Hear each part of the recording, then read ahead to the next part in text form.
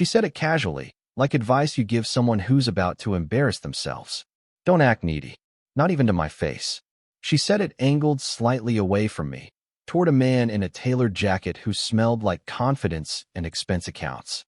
We were at a developer's networking mixer, the kind with soft lighting and hard smiles. I was there because she asked me to come. Because I always came when she asked. I'm a safety inspector. I spend my days walking factory floors, checking railings, logging risks no one wants to think about. I don't talk much. I observe. That night, I observed her hand resting a little too comfortably on her boss's forearm. Ethan Cole, director of development, a man whose calendar decided careers. When she said it, she smiled, like she was helping me, like she was managing the room. I didn't correct her. I didn't flinch. I just went quiet. That was the moment something shifted. Not dramatically. No heat, no anger. Just a clean internal click, like a door locking itself. Later, in the car, she talked about deadlines and visibility and how important it was not to seem dependent in front of leadership.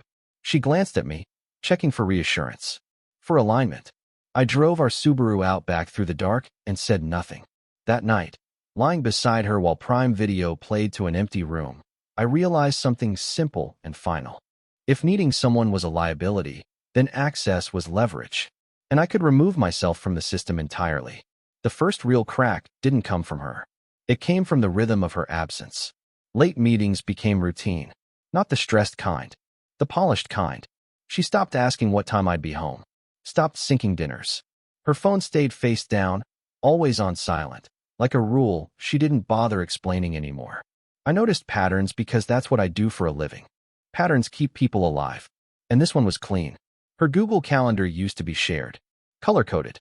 I could see when she was in presentations, when she blocked focus time.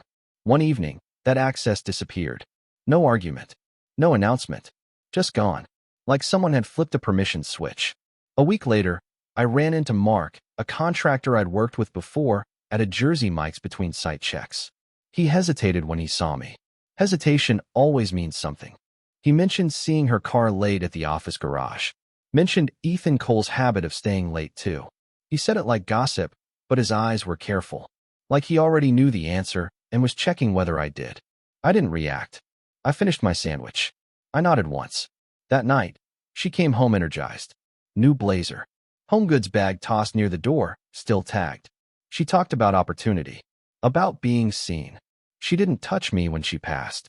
I lay awake later, listening to her breathe, realizing this wasn't chaos. It was strategy. And strategy doesn't need confrontation. It just needs a countermove. I didn't go looking for proof. Proof came to me, the way structural failures always do, quietly, then all at once. Her laptop chimed one morning while she was in the shower. Not a message. A calendar alert. A new recurring block labeled EC. Review. Offsite. Private. No invitees listed. I recognized the initials immediately. So did my body. It went cold, not tense. Just precise. I didn't open anything. I didn't scroll. I didn't need to. Patterns don't lie when you know how to read them. Her banking app notification followed 2 days later. A reimbursement hit for dinners she never mentioned. Hotels marked as client-facing. The kind of expense that requires trust from above and silence from below. At work, I reviewed a near-miss incident report. A supervisor had ignored protocol because a higher-up was watching. People do that when power enters the room. They bend rules to look aligned. That night, she stood in front of the mirror adjusting a new jacket. Another home goods bag sat by the dresser. She asked if it looked professional. I said it fit. She smiled like that was approval. Later, she mentioned Ethan again. Not directly, just as leadership, as mentorship. She framed it as investment. I watched her build a story where access meant safety and proximity meant progress. She fell asleep scrolling, Prime Video humming in the background. I lay there thinking about systems. When something becomes compromised, you don't argue with it. You isolate it, and you prepare to shut it down without noise. I didn't announce anything. I just started removing myself, piece by piece. On Friday, while she was at one of her late reviews, I opened Google Calendar and unchecked my name from everything we shared. Birthdays, reminders, weekend plans. It felt less like erasing a life and more like closing open tabs. Clean. Efficient. I moved my paycheck to a separate account. Not hidden, just reassigned. I rescheduled automatic payments so they cleared early. No missed bills. No alarms. Silence doesn't mean chaos if you plan it right. Saturday morning, I loaded the Subaru Outback before she woke up. Clothes. Tools. A box of files I'd never needed to open before. I left the house exactly as it was. Bed made. Dishes done. Nothing dramatic enough to trigger panic. I didn't block her number. I didn't mute it either. I transferred everything to Signal and let it sit there untouched, like an emergency channel no one used anymore. By Sunday afternoon, I was gone. She texted once. A casual check-in. Then again, later, with a question mark. By evening, the messages stacked closer together, tone shifting without her noticing. I watched the notifications appear and disappear without opening them. From a motel outside town, I ate Jersey Mike's in the car, engine ticking as it cooled. I felt lighter than I had in years. Not relieved. Clear. Somewhere between her third missed call and the fourth unread message, she realized something was wrong. Not because I said anything, but because the system no longer responded to her presence. And there's nothing more unsettling than silence that isn't accidental. I didn't go after him directly. Power like his collapses faster when it's nudged, not challenged. From a borrowed office space near one of my sites, I watched things line up on their own. Ethan Cole had a reputation for closing deals aggressively, fast-tracking permits, pressuring inspectors to interpret guidelines. I'd seen his name float past reports before, always just outside accountability. I didn't file anything. I didn't submit complaints. I just answered questions when they came. A junior compliance officer reached out about a variance request tied to one of Ethan's projects. I explained the protocol. Slowly, clearly. I mentioned how documentation protects everyone involved. I never mentioned Ethan's name. I didn't have to. 2 days later, that project stalled. A review turned into an audit. Quiet, internal, procedural. The kind that doesn't make headlines, but makes calendars suddenly very full. She noticed before he did. Her text shifted tone again. Less confusion, more edge. She asked where I was. Not because she missed me, but because something else was slipping and she needed stability. An anchor. At work, her late nights stopped being glamorous. They became tense. She brought stress home and found no one there to absorb it. I stayed invisible. I moved between inspections, slept where it was convenient, kept my schedule tight and unshared. When access is currency, losing leverage feels like free fall. And she was starting to realize that the man she thought was dependable wasn't waiting anymore. He was already gone. The shift happened in public, the way status always does. I heard about it through someone else first. A site supervisor mentioned her company over coffee, said the mood upstairs had changed. Meetings postponed. Invitations rescinded. Names not being CC'd anymore. He didn't know her, didn't know me. Just describing pressure moving through a room. She felt it the same week. Her social circle adjusted without explanation. Group chats went quiet. Lunches got rescheduled and never rebooked. People who once leaned in now kept conversations short. Not cold. Careful. Like they didn't want to be standing too close when something fell. At a family dinner I didn't attend, someone asked where I was. Not directly to her. Offhand. Casual. The kind of question that lands harder than an accusation. She laughed it off. Said I was busy. Said work was intense for both of us. No one followed up. That's when it hit her. Not the affair. Not the risk. The visibility. She'd built her position on alignment. On being adjacent to power. On looking stable. And now the one person who made her life look anchored had vanished without a trace. I watched it from a distance, scrolling through nothing, staying off everything. No posts. No check-ins. No reactions. Absence has weight when people are used to you filling space. She reached out again. Longer messages. Explanations without context. Frustration masked as concern. I didn't open them. Because this wasn't about punishment. It was about what happens when control stops working in front of an audience. And everyone can see it. Isolation doesn't arrive all at once. It tightens gradually, like air leaving a room you didn't realize was sealed. She started calling people she hadn't spoken to in months. Old coworkers, distant friends. Conversations stayed polite and short. Everyone was busy. Everyone had deadlines. No one offered to meet. At night, she stayed on the couch longer. Prime Video ran episode after episode. the volume just high enough to fill space, but not enough to distract her. She scrolled between shows, between messages, between options that used to feel unlimited. I was back in town by then. Not home, just nearby. I knew her routines.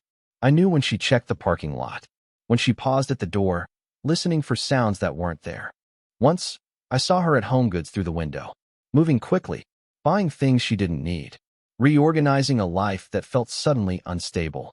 She kept checking her phone, thumb hovering, waiting for something that refused to arrive. She finally sent a message that wasn't disguised as logistics or concern. It was shorter, stripped down.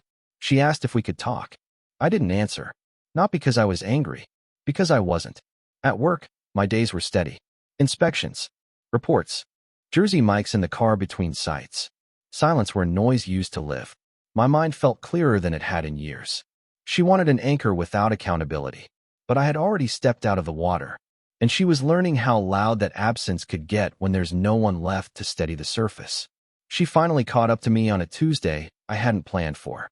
I was finishing a site walkthrough when I saw her car pull into the lot. She stepped out too quickly, like she'd rehearsed the moment and still got the timing wrong. She looked smaller than I remembered. Not physically, structurally, like something that had lost internal support. She said my name once. Not loudly, just enough to test whether it still worked. I didn't move toward her. I didn't step back either. I stayed where I was, clipboard in hand, posture neutral. The way you stand when emotions aren't part of the assessment. She asked where I'd been, then why I wouldn't answer, then what this was. The questions came faster as she spoke, like she was trying to regain control through momentum. I told her I was fine. That slowed her down. She asked if we could talk somewhere else. I shook my head. Not no, just not necessary. She started explaining without being asked. About pressure, about opportunity, about how nothing was meant to happen the way it looked. She framed it like a misunderstanding that needed context to dissolve. I listened, not because I needed clarity, because silence makes people reveal what they believe matters. When she finished, she waited. For reassurance. For anger. For something familiar. I said I'd heard enough. That was it. No accusations. No demands. Just a closing statement. She realized then that the conversation wasn't a negotiation. It was a checkpoint she'd reached too late.